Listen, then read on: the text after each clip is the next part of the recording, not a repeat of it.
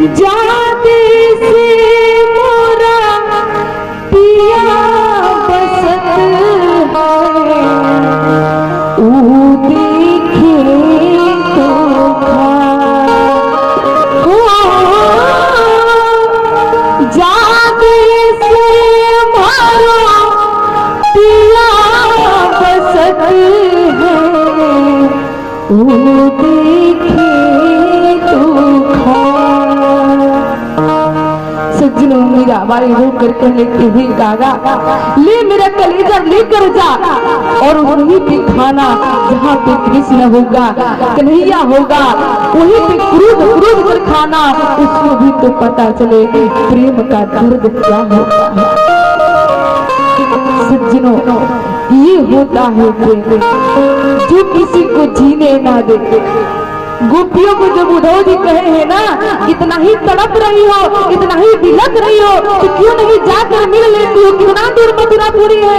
कहती अरे उद्धव जी, यही तो आपका पागलपन है, ज्ञान है लेकिन समझदारी नहीं है। अरे मिलना होता तो आपसे हम लोग अनुमति लेते। अरे जो आनंद विरह में है ना, वो कन्हैया से मिलने भी नहीं, इसलिए हम लोग नहीं जा सकते। अंत में एक ही बात कहने लगते हैं गोपिया, हम तो कहीं भी रहे कन्हैया, जहाँ भी रहे एक वचन देकर गया था, जहाँ भी रहेंगे एक बार याद कीजिएगा, आपके समक्ष आ जाएंगे। सज्जनों, देखिए यही प्रेम का भाव होता है। यदि आप किसी से प्रेम कर रहे हो ना, तो कहना नहीं पड़ेगा, दिन रात याद कीजिए। देखिए आपका संदेशा उस व्यक्ति के पास न चला जाए तो फिर कहिएगा। लोग मोबाइल लेकर प्यार करने का, प्रेम करने का जबरदस्ती सज्जनों भरोसा दिलाते हैं, 3-4 बार वो शब्द बोल देते हैं, लेकिन वो शब्द बोलने से नहीं होता है। प्रेम सज्जनों कहने का नहीं है, जिनको प्रेम हो जाता है ना, उनकी बारी नहीं बोलते हैं, लेकर स्वयं बोलने लगते हैं।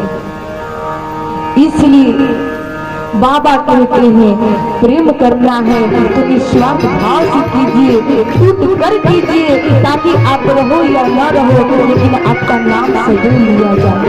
किसी से भी कीजिए, माँ से कीजिए, भाई से कीजिए, बहन से कीजिए, दीदी से कीजिए, किसी से भी कीजिए।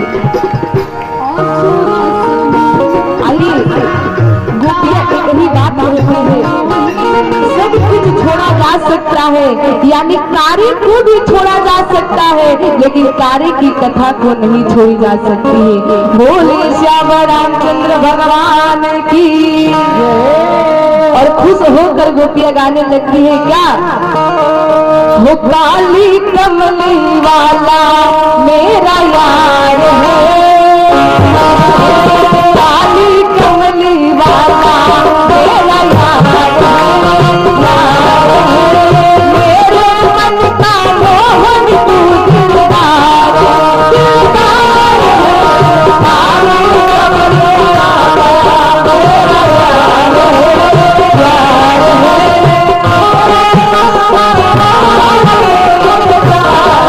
दिलदार है, काली कमली वाला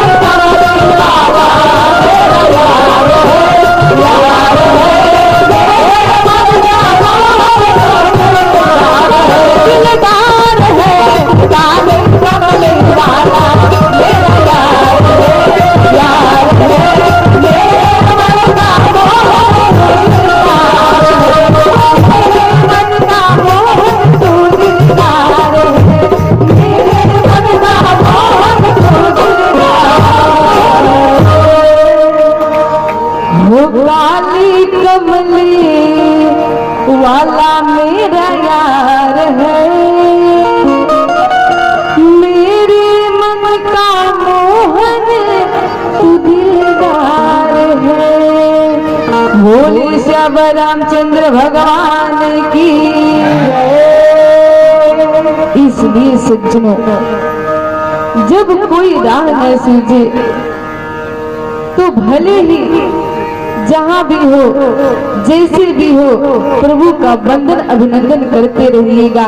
मैं बार बार एक ही बात कहती हूँ, कोई जरूरी नहीं है कथा प्रांगण में बैठ कर ही सत्संग सुना जाए। कुसंग से बच कर रहिए, अपना व्यापार कीजिए, अपना काम कीजिए। कहा जाता है कर्म ही पूजा है। समय मिले तो भगवान के शरण में आ जाइए, नहीं तो समय न मिले, जहाँ भी मन है, जहाँ भी कुछ कर रहे हैं, मन से तन से सज्जनों प्रभु के चरणों में ही अनुराग बनाए रखिए।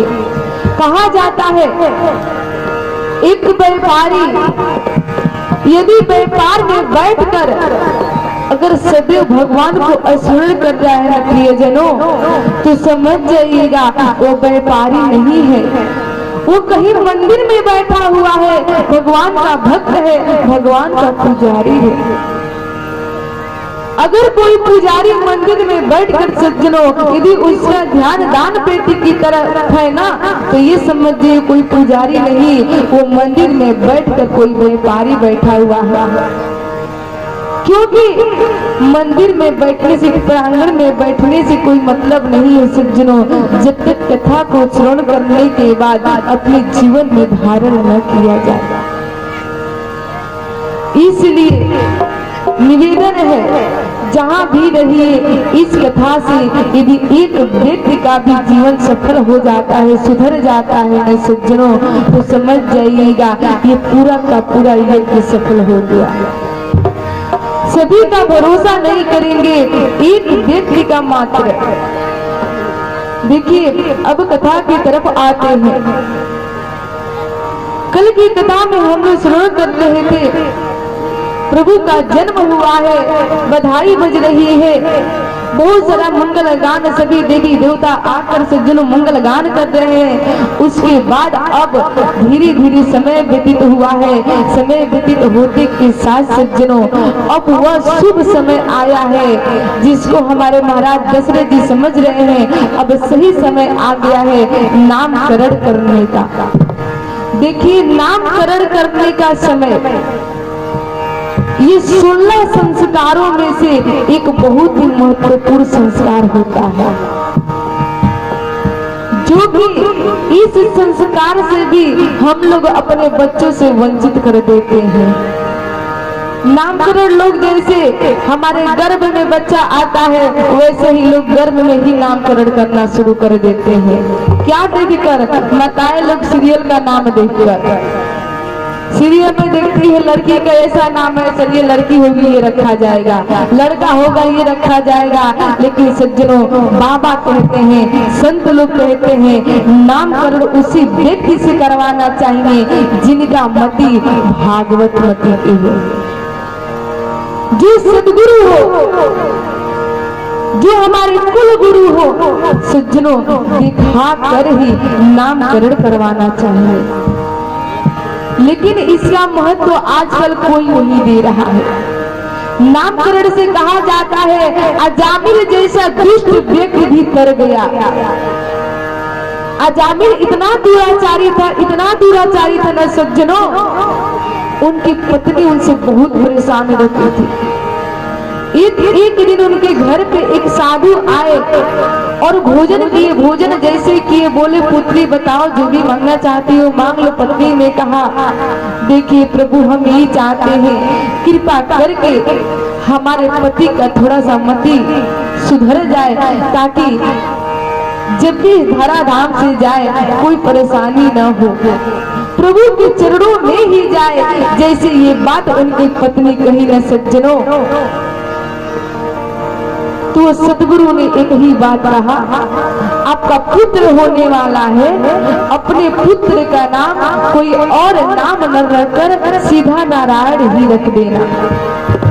क्योंकि उनका पति बहुत दुराचारी थे, भगवान का नाम तो इसे लेने वाले नहीं है। और यदि पुत्र का नाम आप रख देती हो नारायण, तो भगवान का नाम ना लेकर के अपने पुत्र को नारायण नारायण करेंगे ना, तो भगवान का नाम का ही स्मरण होगा। और यही होगा, यही हुआ जब अंतिम समय आया ना, तो कहा जाता है सज्जनों, जब ये शरीर हमारा इस धारा से छूटकर जाने लगता है ना, आत्मा निकलने बहुत ज्यादा कष्ट होता है। जब अजामिल पीड़ा में था, कष्ट में था, एक ही नाम पुकार रहा था, नारायण कहाँ हो आ जाओ, नारायण कहाँ हो आ जाओ। इतना दुख में सज्जनों पुकार रहा था, इतना जोर जोर से पुकार रहा था। अंत में प्रभु को लगा ये किसी और को ना बुलाकर ये स्वयं हमको ही बुला रहा है। लोगों ने कहा, अतः देवता लोग ने कह रहे नहीं प्रभु अपने पुत्र को बुला रहे हैं। बोले नहीं, अगर ये पुत्र को भी बुला रहे हैं, ये पुत्र के रूप में ये हमको ही बुला रहे हैं, इसलिए तुरंत जाइए और जाकर इनको पीड़ा से छुटकारा दिलवाइए। सज्जनों, मात्र नाम लेने से हमारे नारायण स्वयं चले आए, अपने दूतों को भेजे, उनको पीड़ा से छुटकारा करवा दीजिए। इसीलिए कहा जाता है जब अजामिल जैसा दुष्ट व्यक्ति कर सकता है सज्जनों, तो हम लोग नहीं कर सकते हैं। बस भाव से बुलाने की जरूरत है। यहाँ पे कार्य हो रहा है ना, सब कुछ उस परम पिता परमेश्वर का देन है। अपने आप को कभी गुमान नहीं करना चाहिए। मात्र एक ही बात कहना चाहिए, नाथ आप कर रहे हो, आप जानो, आपका काम जाने, हम कहाँ के हैं। अरे हम तो आपके हाथों की मात्र कठपुतली है, जैसे नचाओगे वैसे नाचेंगे, है ना माई लोग।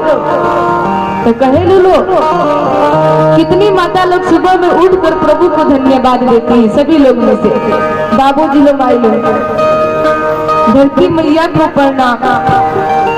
एक बात सुनिए, आप जाते होंगे कहीं पार्टी फंक्शन में, तो पार्टी फंक्शन में जाने के बाद सज्जनों एक नियम बना दिया जाता है, आपको यहाँ सोना है, यहाँ पे आपको थूकना है, यहाँ पे बैठना है, यहाँ पे नहीं लेटना है, यहाँ पे नहीं जाना है। ऐसा नियम बनाया जाता है ना। इस बतलाइए, इस धरती पे धरती मैया कहाँ पे नियम बनाई है, आपको यहाँ पे नहीं सोना है, यहाँ पे नहीं जाना है। ऐसा कोई नियम है इस धराधाम पे? कचरा करते हैं, बहुत कुछ करते हैं, यही से खाते हैं, यही से पीते हैं, लेकिन फिर भी न सोते समय न जागते समय कभी प्रभु का न धरती मैया का धन्यवाद कभी नहीं देते हैं। देते हैं, अगर जो लोग देते हैं उनको तो नमन है, और जो लोग नहीं देते हैं उनको भी नमन करती हूँ, वंदन करती हूँ, निवेदन करती हूँ।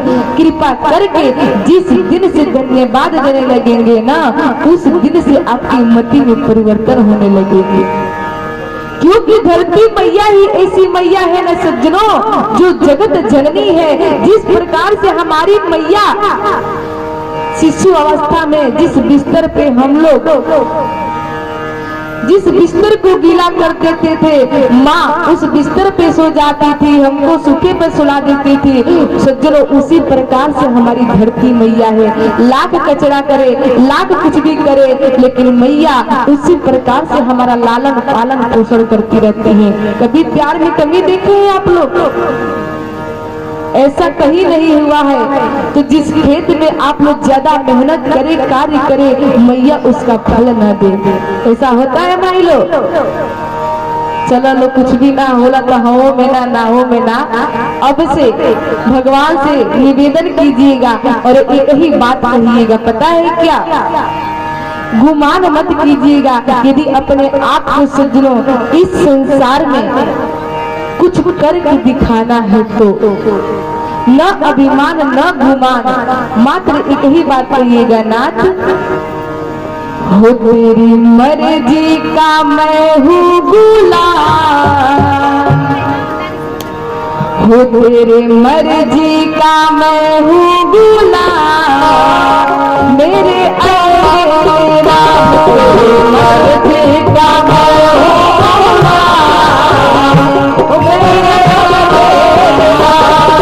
मर्जी का मैं हूँ गुलाम, मेरे राम तेरे मर्जी का मैं हूँ गुलाम, मेरे राम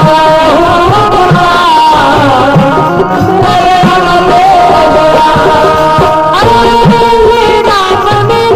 अलबेल राम, अलबेल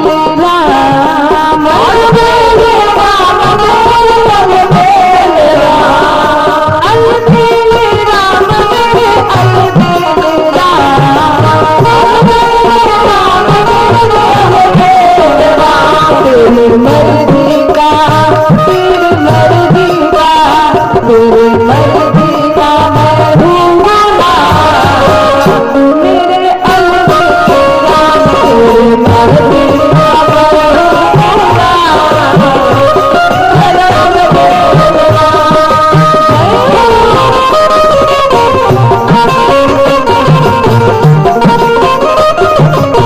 मेरे अलबेल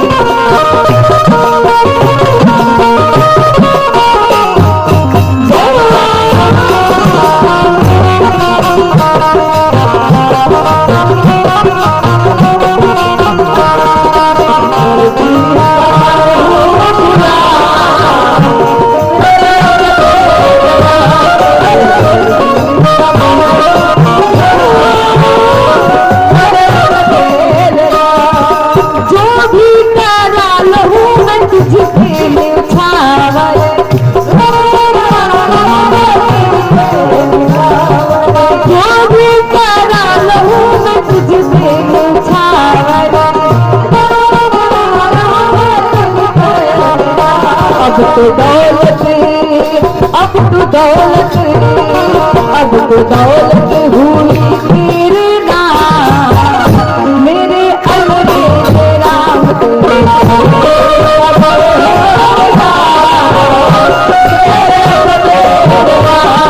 मर्जी का मैं हूँ गुलाम, मेरे अलबेल राम,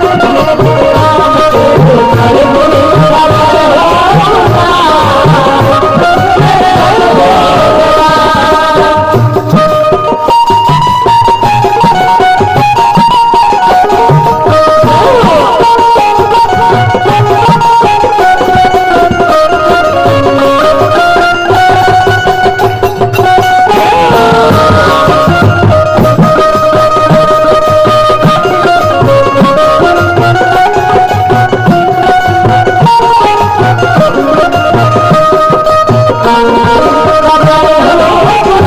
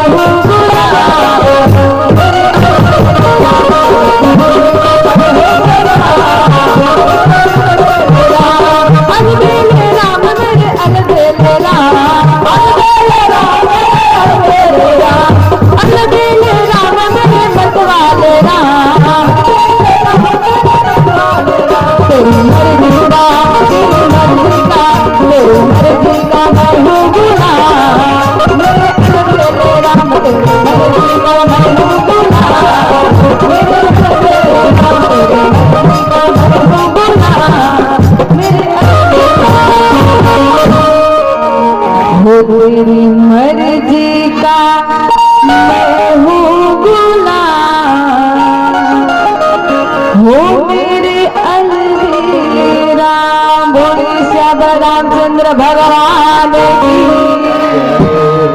जय हो। वाह भैया वाह, यही दम भंडारे तक दिखना चाहिए, यानी पावर, शक्ति, एनर्जी। देखिए अब चलते हैं जल्दी जल्दी कथा में, जल्दी जल्दी माने जल्दी जल्दी।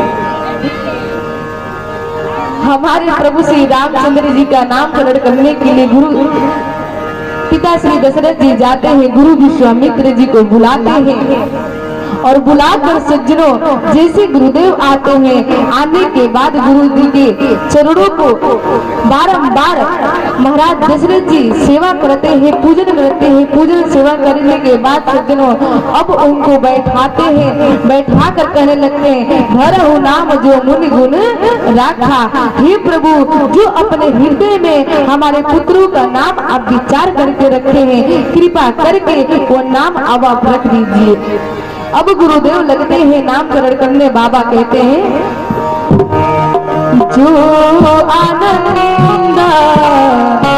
सिंधु सुख राशि, जो आनंद सिंधु सुख राशि, जो आनंद सिंधु सुख राशि,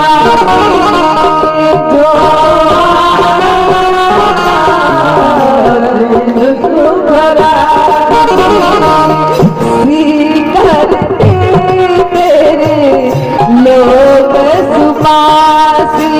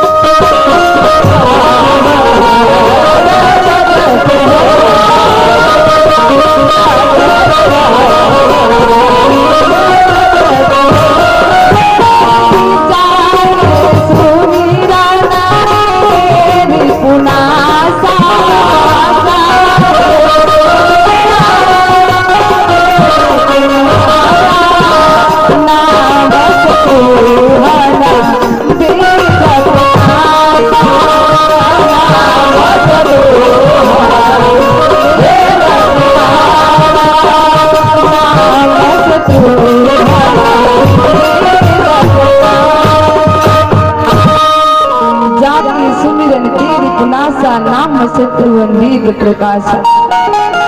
अब बाबा लगते हैं गुरु वशिष्ठ महाराज दशरथ को चारों भाइयों का नामकरण करने।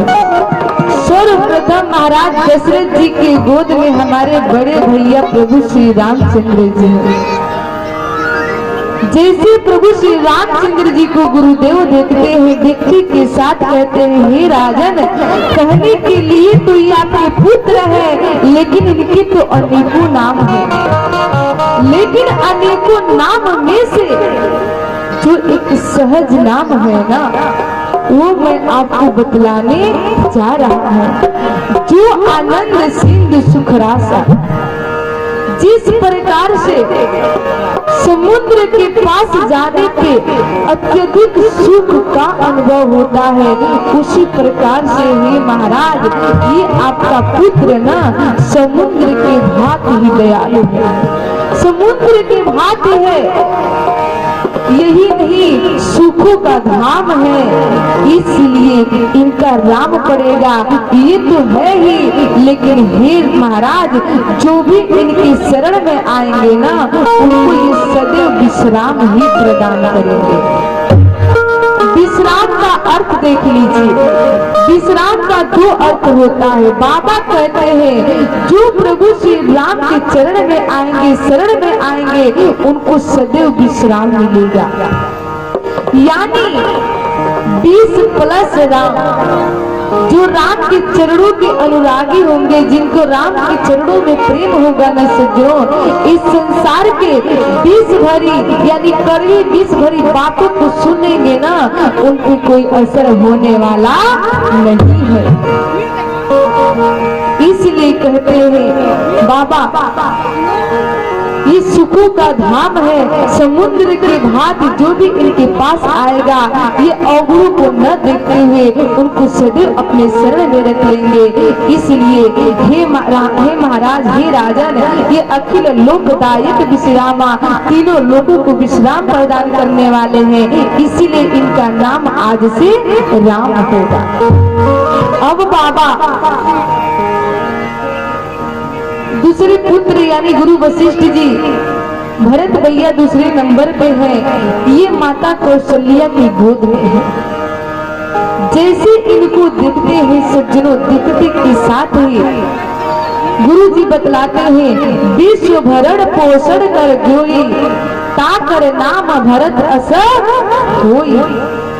अब देखिए, बाबा कहते हैं, जो विश्व का भरण पोषण करने वाला है, यानी भोजन करने से हमारा भूख तो मिट जाएगा सज्जनों, लेकिन आंतरिक भूख मिटाना होना, इस मन का भूख मिटाना होना, हृदय का भूख मिटाना होना, तो प्रभु के चरणों का अनुराग ही चाहिए। और ये प्रदान कराते हैं हमारे भरत भैया।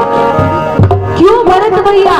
अब देखिए, हमारे भरत लोग कहते हैं प्रभु श्री रामचंद्र जी ही विष्णु भगवान है, लेकिन सज्जनों वो हमारे विष्णु भगवान तो यहाँ पे हमारे भरत जी हैं, जो सृष्टि का लालन पालन करते हैं। यहाँ पे हमारे परम पिता परमेश्वर, पर ब्रह्म परमात्मा, यानी जिसका सुमिरन हमारे ब्रह्मा विष्णु महेश करते हैं, ये तीनों का स्वामी हमारे प्रभु श्री रामचंद्र जी हैं।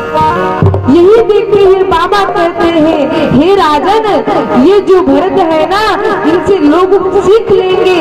क्यों? क्योंकि सदैव लोगों का भरण पोषण करते रहेंगे। यही था सज्जनों, लोग पूछ देते हैं भरत राज्य की विशेषता बताइए। यही भरत राज्य की विशेषता है। जब भरत राज्य था ना, तब सज्जनों इतना धन दौलत बढ़ा, उतना हमारे राम जी के राज्य में भी नहीं बढ़ा। क्यों बढ़ा? क्योंकि राम जी के न होने के कारण भरत जी उतना भोजन नहीं करते थे, एक टाइम भोजन करते थे। और अपने राजा को जब प्रजा ने देखा, मेरा जब राजा एक टाइम भोजन करता है अपने प्रभु की याद में, तो हमारे राजा इतना महान है, तो प्रजा क्यों न महान होंगे सज्जनों। यही देखकर वहाँ के सारे जनता, सारे उनकी प्रजा भरत की जैसा ही बन गई। और जब सभी लोग बन गए सज्जनों, तो हमारे जितना भी अन्न धन था उनका भंडार लग गया। यही विशेषता है। अब बाबा बतलाते हैं गुरु वशिष्ठ जी, तीसरे नंबर का पुत्र तो हमारे लखन होते हैं, लेकिन लखन को साइड करके अब हमारे गुरुदेव भगवान सबसे छोटे बालक यानी शत्रुघ्न भैया का नाम बताने लगते हैं। वो हमारे माता कैकेयी की गोद में है। जैसे देखते हैं गुरुदेव शत्रुघ्न भैया को तो कहते जाके सुमिरन तेरे पुनासा नाम शत्रुघ्न वेद प्रकाशा। जो इनके नाम का सुमिरन करेगा न सज्जनों, उनके सारे के सारे शत्रु समाप्त हो जाएंगे। देखिए, यदि बाहरी शत्रुता समाप्त करनी हो तो मौन धारण कर लीजिए। सज्जनों कहते हैं ना, बोलने से ही ज्यादा हमारे शत्रु बन जाते हैं। बाबा कहते हैं जिनका सुमिरन करने से कौन सा शत्रु काम क्रोध मोह लोभ मद मत्सर यानी अहंकार काम जलन ईर्ष्या, ये जो भी आपके अंदर विकार है न सज्जनों, मात्र शत्रुघ्न भैया का नाम लेने से ये आपके सारे शत्रु समाप्त हो जाएंगे। कथा कहती है सज्जनों, हमारे शत्रुघ्न भैया ही एक ऐसे व्यक्ति है ना जिनका कोई शत्रु नहीं था। मात्र एक बार बोले थे। किसको मारे थे? मंथरा को मारे थे, और वो भी बोलकर नहीं मारे थे, ऐसे ही झोटा पकड़ लिए थे सज्जनों। देखिए, यही बाबा कहते हैं जो भी ये छोटे लल्ला का नाम को लोग स्मरण करेंगे, निरंतर जाप करेंगे सज्जनों, उनके सारे के सारे शत्रु समाप्त हो जाएंगे। अब बाबा नजर डालते हैं हमारे छोटे भैया लखन जी पे, तो बाबा कह देते हैं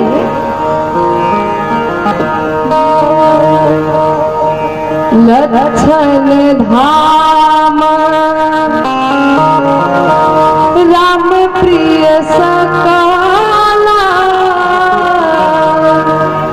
जगत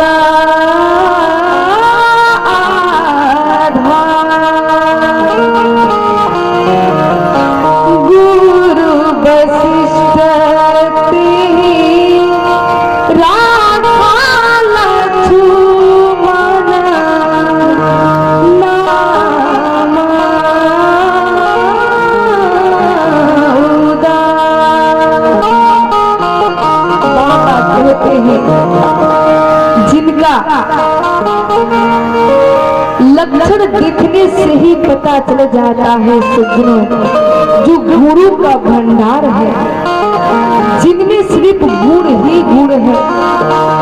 ये दोनों भैया तो स्वयं प्रभु श्री रामचंद्र जी के शरण में जाएंगे, प्रेम करेंगे, लेकिन जो लखन जी है ना, ये तो शुभ लक्षणों के धाम है।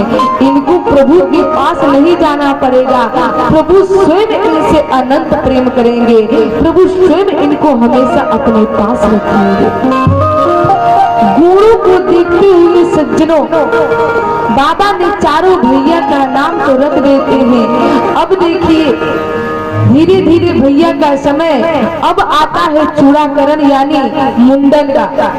चूड़ाकरण संस्कार होता है, उसके बाद से यज्ञोपवीत संस्कार होता है। यज्ञोपवीत संस्कार होने के बाद सज्जनों, अब आज देखिए, आज बहुत सारा काम है ना हमारे लोग, तिलक को चढ़ावे के बाद ना तो चढ़ाई बोलो ना। देखिए, धूमधाम से तिलक चढ़ाएंगे तो सामान आई बनू न, तो तिलक में शुभ वचन भी बोलल जाला। अवस्था में आ जाते हैं, कुमार अवस्था में आने के बाद सज्जनों, अब चारों भैया जाते हैं गुरु जी के गोकुल में विद्या ग्रहण करने के लिए। जैसे जाते हैं सज्जनों, अल्पकाल में ही हमारे प्रभु श्री रामचंद्र जी का सारी विद्याएं आ जाती है। प्रभु श्री रामचंद्र जी चारों भैया को पुनः सिखाते हैं, बतलाते हैं। अब गुरुकुल से घर आए हैं, गुरुकुल से घर आने के बाद जो भी कार्यभार करना होता है न सज्जनों, सारे कार्यभार को हमारे चारों भैया पिताश्री से पूछ कर करते हैं। यही नहीं, प्रातः काल उठते के साथ ही माता पिता गुरु को स्मरण करते हैं, वंदन करते हैं। वंदन करने के बाद दैनिक क्रिया से निवृत्त हो के बाद सज्जनों जाते हैं पिताश्री के पास, जाकर बोलते हैं, बोलिए पिताश्री आज का कार्य क्या है। जैसे सज्जनों धीरे धीरे समय व्यतीत हो रहा है, अब वह समय आ गया है। कौन सा समय? अब बाबा तुलसीदास इस कथा को लेकर बक्सर में पहुंच जाते हैं। बाबा बतलाते हैं, बक्सर में एक बहुत ही महान महात्मा मुनि रहा करते थे। इतने महात्मा थे न सज्जनों, इतने महात्मा थे, सारा सामर्थ्य होने के बावजूद भी असुरों से परेशान रहते थे। एक दिन गुरु विश्वामित्र जी ने ध्यान धारण करके देखा, तब उनको पता चला अब हमारे प्रभु धरा धाम के अवतीर्थ ले चुके हैं, अब सही समय है उनको लाना चाहिए और लाकर अपने यज्ञ की रक्षा करवानी चाहिए। क्योंकि गुरु विश्वामित्र जी दो असुर थे, मारीच एवं सुबाहु। जब भी गुरु विश्वामित्र जी यज्ञ करते थे न सज्जनों, यज्ञ की धुआं देखकर ही ये दोनों असुर दौड़ पड़ते थे। गोस्वामी पूज्य तुलसीदास महाराज इनका परिचय बतलाते और कह रहे हैं, विश्वामित्र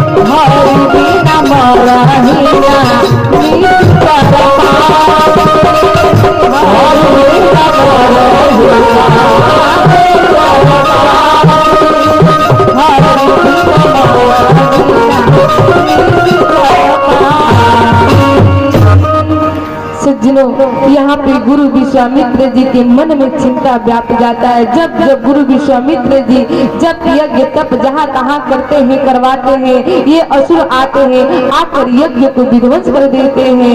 अब इनके मन में बहुत ही ग्लानि होने लगी है, चिंता होने लगी है। तब इनको आभास हुआ है अब प्रभु बिना ये मरने वाले नहीं है।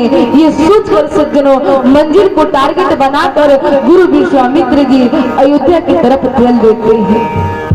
जैसे अयोध्या में जाते हैं सज्जनों, जाने में इनको टाइम नहीं लगता है।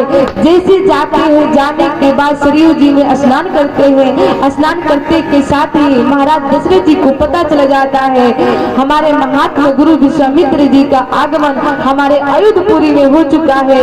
तो महाराज दशरथ जी अपने मंत्री मंडल विप्रजन के साथ आते हैं और आकर गुरु विश्वामित्र जी को अपने साथ अपने भवन को लेकर जाते हैं। जैसे अपने भवन में लेकर जाते हैं सज्जनों, जाने के बाद इनके चरणों की पूजा करते हैं। पूजन करने के बाद सज्जनों इनको आसन देते हैं। आसन उसन सब कुछ देने के बाद भोग करवाते हैं। भोजन कराने के बाद सज्जनों अब इनको विश्राम कराते हैं।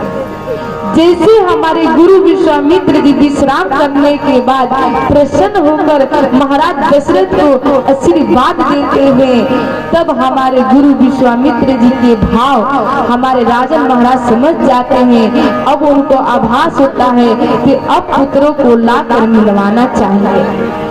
तब महाराज दशरथ जी चारों भाइयों को बुलाते हैं और पूर्ण चरणन मिले सुखचारी मिलाकर सज्जनों गुरु चरणों की सेवा करवाते हैं, प्रणाम करवाते हैं। जैसे चारों भैया आते हैं न माई बाप, चारों भैया के आते के साथ ही जैसे गुरु विश्वामित्र जी प्रभु श्री रामचंद्र जी को देखते हैं, देखते के साथ ही उनके रूप रेखा में खो जाते हैं, भूल जाते हैं, उनको सुध बुध नहीं रहता है।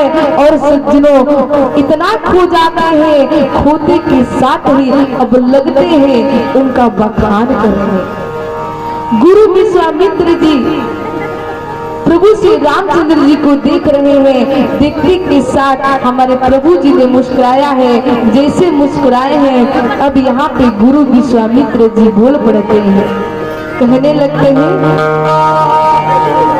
हो तेरी मंद मंद मुस्कुरानिया पे, हो तेरी मंद मंद मुस्कुरानिया पे, हो बलिहार राघव जी, बलिहार राघव जी, तेरे मंद मंद मुस्कुरानिया पे, तेरे मंद मंद मुस्कुरानिया पे, बलिहार राघव जी, बलिहार राघव जी, तेरी मंद मंद मुस्कुरानिया पे, तेरी मंद मंद